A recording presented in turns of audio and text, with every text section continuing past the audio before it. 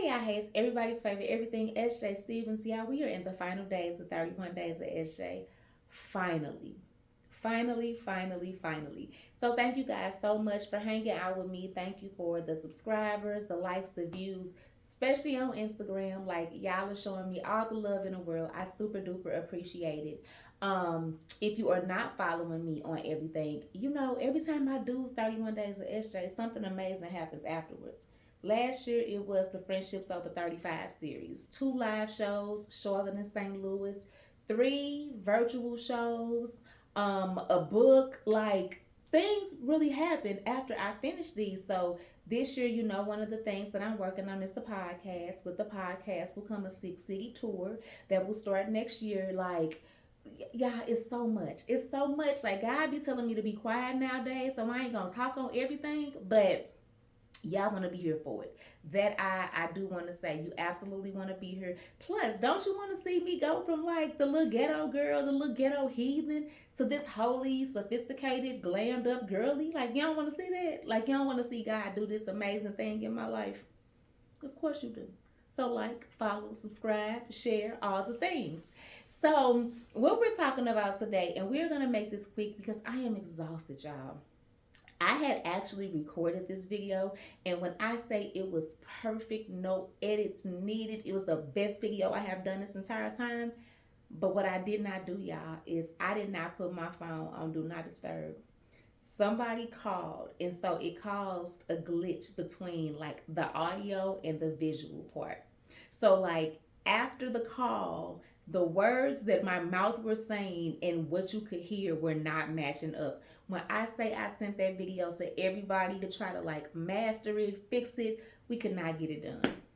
So here I am re-recording something that I already recorded that was so perfect. But tomato, living and learn, but I won't make that mistake again. But so, red flags. One of the main things that I think causes a lot of distress in adult relationships is because we ignore red flags. Like, we absolutely see the signs. Now, are there men and women, I'm sure, that like trick us or like send their representative, and representatives can last for a long time because I've seen them. Yes, those things are true. But what is even more true is that people show you who they are out the gate.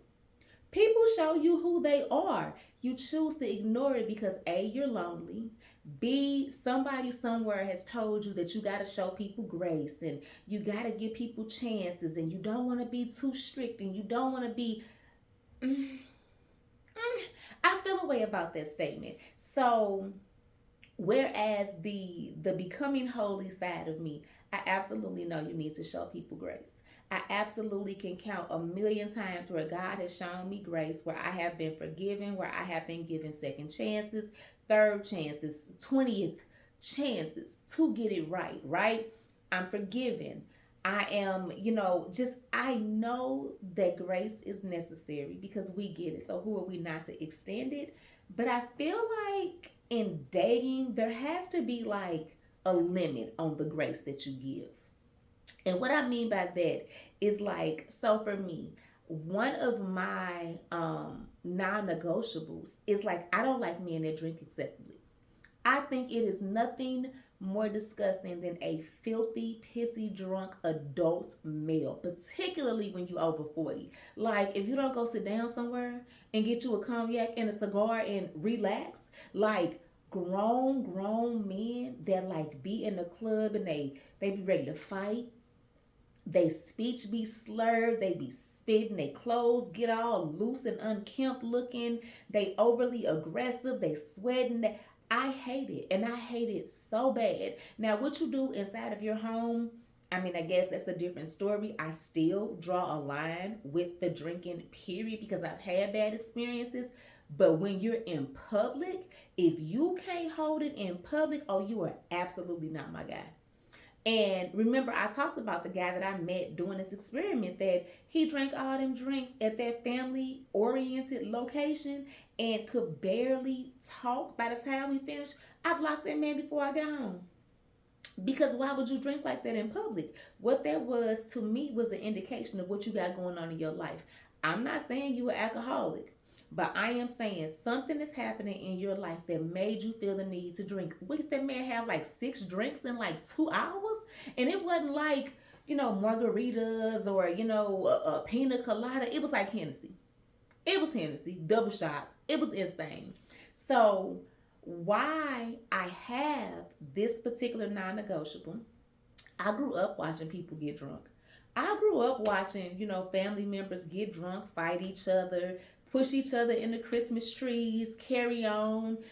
I've dated previously men that drank excessively, men that were out getting DUIs, men that were going to jail for DUIs. Like, I have seen the effects of alcoholism, not only because I'm a domestic violence advocate, so I see it on that end, not only because I was a police officer, so I saw it on that end, but just the lived experience of people close to me being alcoholics or functioning alcoholics, I guess you would call them. But like, I know what that looks like. So once I got older, I promised myself, I'm not dating no man that can't control his alcohol. I'm not going to say don't drink because I still drink, right? So again, who am I? But if you can't control it, that is the issue for me. And so what happens though, particularly when you get a certain age, you get lonely. People that like are my age and older, they be like, oh, I don't need no man. Like I said, it's just me and the Lord, and we in love, and yes, I believe that there are some people that are called to singleness. And I love that for you. The average person is not. The average person does not want to be alone. We do not want to go to Thanksgiving dinners alone. We do not want to sleep alone. We do not want to go to office parties with our homegirls. We do not want to go on all the girls' trips in the world. We desire a companion. We say we don't, but we do. So when you get a certain age and you don't have that, like the standards that you have kind of slowly start inching down because somebody somewhere has told you your standards is why you ain't got nobody. The bar too high, you too strict, you this, you that. So we listen and we lower our standards. Things that we say we would never accept, we begin to accept. And what I challenge people to think about is in situations like that, when you have lowered your standards, your boundaries, you just kind of free balling because you want to be in a relationship, how did that work out for you? How did that work out? Like the people that, for me, let me say that because I'm real big on giving my own lived experience. I tell y'all my business because I feel like there is no validity if you can't say that you lived it and you experienced certain things. In this dating experiment, this is one of them. I have dated a guy in the last few years that was a functioning alcoholic. Why did I entertain a man that was a functioning alcoholic? Because I was lonely.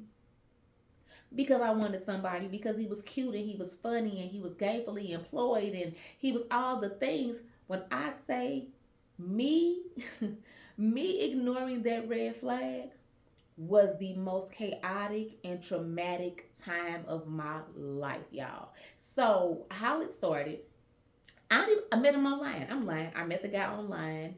We meet first time out. It was the most amazing, genuine, authentic connection. There was no guesswork. Like it flowed. It made sense. It was fun. Maybe a week in, we chilling and I'm watching him drink. Now at this point, I am drinking more as well, but like I need juice with like my drink. I'm not drinking nothing straight. I don't really want no shots. I don't really want no 6, 7, 8 drinks. Give me 2 or 3. Let's go. Yeah, I watched this man drink a whole bottle of alcohol. That man ain't had no water, no bread, no juice, no chicken, no fish. He just drank it. And it wasn't like over the course of a weekend. It was in one night. And I was like, oh, you drink. Like, okay, all right. But I knew at that moment when I saw that, I said, this is no good. This is no good. But I'm caught up. I think I done found the one. And he just need, me to help him stop drinking. He just needs me to, kind of put a cap on it for him. He needs me to drive him around when he's drunk so he doesn't get in any trouble. He needs me. I can help fix this for him. Yeah, that man took me through so much drama, so much chaos, so much turmoil. Like when I say the way that I cried, the way that I carried on. Yeah, if you've ever heard me tell the story of me throwing a 65-inch TV at a man like a frisbee, this was the guy. And at the end of the day, like now, me and him, we friends. That's my homeboy. Like it's my cousin. But like I cannot be mad at him because people always say to me, like, how do you be friends? Or how do you still be cool? Well, like somebody let you date it. Like, why you don't I don't hold grudges for one. Like as long as you've not like really done something to hurt me that like I did not ask for, I did not allow to happen, you didn't like question my integrity or mess with my kid or my money, like I am really a forgiving person because again, I've been forgiven so many times. I've watched God give me grace a million times over. Who am I to not extend it to somebody? But just because I forgive you does not mean that I forgot. And it also does not mean that I'm allowing you full access back into my life. Yes, he is my friend, but he is my friend like from a distance, so to speak. We'll talk. I'll invite him to church. We'll go grab breakfast, but like that's really the extent of it. So, but how I'm able to do those things and not feel anything, and again, the things that I did in this relationship, I have never done. I am talking about I don't even want to talk about it. But like, let's just say completely out of character. Completely something that I probably should have been doing in my 20s. If ever was the time to turn up, it would have been in my 20s.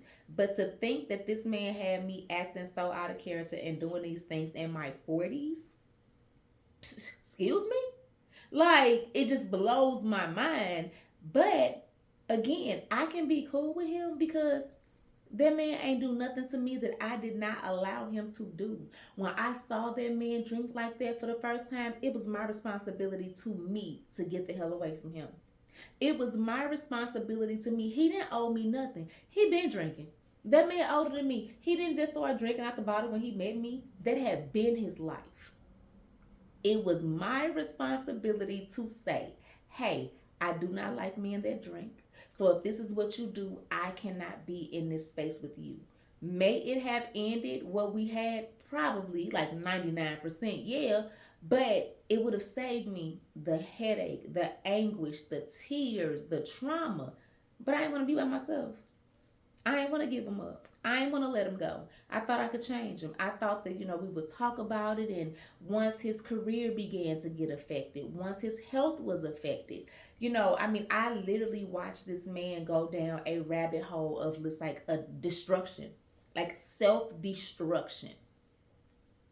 He did not care enough about him to stop. So why would I have thought that he cared enough about me to stop? Like, logically, if you will not stop doing something that is harming you for you, you're not going to do it for nobody else. Like, the thought that I even assumed that I would be like the catalyst for change in his life shows the level of ignorance and arrogance that I even had. Now, that's not me saying that, people do not change. It is me saying, and it is me standing on, people do not change for other people. People change because they want to change for themselves. They want to be better for themselves. They want to be different for themselves. If somebody changes something specifically for you, not for them, it's not going to last. It's not going to stay. So I could have said, oh, I don't like no man that drink. He probably would have stopped for a week or two. Or he would have told me he stopped but been at his own house pissy drunk and I would have never known. Or we at a restaurant and he going outside to the car getting shots. I never would have known. But that man was not going to stop because, again, before me, the doctors had told him this is too much. He ain't stopped then. So, you know what I'm saying? So it's like as a result, I'm sorry, let me bring it back to what I was saying. As a result of me ignoring a red flag that I knew was a red flag, this was a non-negotiable that I established for myself. I ignored it and I got exactly what I deserved. I got every single thing that I deserved, which was chaos, which was drama, which was a woman calling my phone, a woman knowing all of my business. I mean, yeah, it was. I'm going to tell the story one of these days. But I got what I deserved. because I did not stay true to me. And so that is why when I say certain things like, I am strict, it is strict around her. Like, I show grace because I know that that is the godly thing of me to do. But when it comes to certain things, I'm not giving you no grace. I'm not giving you no pass. I'm not giving you no flex room. I'm not giving you nothing because I know the consequences of doing certain things. It's the same thing like when we commit sin. We know that it's wrong. We do it anyway. Cool. God is going to forgive you, but there are still consequences, right? Like, just because God forgave you does not mean that there is not a consequence for your behavior. It is the same exact thing. There are consequences for my behavior. I chose to let somebody do something in my space that I know I didn't agree with, that I know went against everything that I stood for. I allowed them to do it anyway, and the consequences were what that man took me through. It was what that man took me through. Like, I can't be mad at him because I did not have to be there. So, y'all, just like the moral to the story for the day is like, stand on what you stand on. Do not ever allow yourself to be in such a state of loneliness and desperation that you begin to ignore the red flags. It is going to bite you in the ass every single time. And like, this is something, I don't believe in absolutes. I don't believe in like everybody's and alls. And I believe in this with my whole heart. I believe with my whole heart that when you go against what you know, like when you know better and you do not do better, God is going to allow you to be taken down through there because you knew better. You knew better. So, like, y'all, again, hold y'all standards. Hold y'all standards. I know sometimes it feels like, oh, I'm being too picky or I'm being too this, too that. Be too of everything you need to. Be too picky. Be too bougie. Be too strict because it will save you from so much heartache. It will save you from so much unnecessary foolishness and irritation. And again, trust me on this. I threw a 65-inch TV at a nigga, so y'all don't have to. Do not ignore the red flags. Do not let a mug negotiate with you about your non-negotiables. Like, it may be rough and it may eliminate some of the most amazing things that you think could be amazing. I promise it's not. One thing I believe, and I'm going to wrap this up, God ain't going to send me no man that drink excessively. No, he not. God, no, I am not a mental health professional. I am not an Alcoholics Anonymous coach or mentor or whatever they're called. It is not my ministry to help a man that is not my husband. It's not my ministry to make him stop drinking. It's not my ministry to teach him the effects of alcohol. Like, there was a DARE program back in school. That's not my job. I know for a fact God is not going to send me somebody with a vice that has the potential to ruin my life, his, and those around us. That ain't from God. That is not from God. And I feel like when you think about it that way, then it's a little bit easier to walk away from it versus thinking about what you want and what you need and whatever. When you think about it, the God that loves me, he did not send me no man that just drank a whole bottle of Hennessy with no water or no juice or no chicken. No, he didn't. I don't even know that kind of God. I know he didn't. So, again, y'all, just stand on what y'all stand on. I promise you will thank me for it in the end. But that is all I have for today, y'all. Thank you so much for joining. I will see you back here for another day of 31 Days of SJ tomorrow.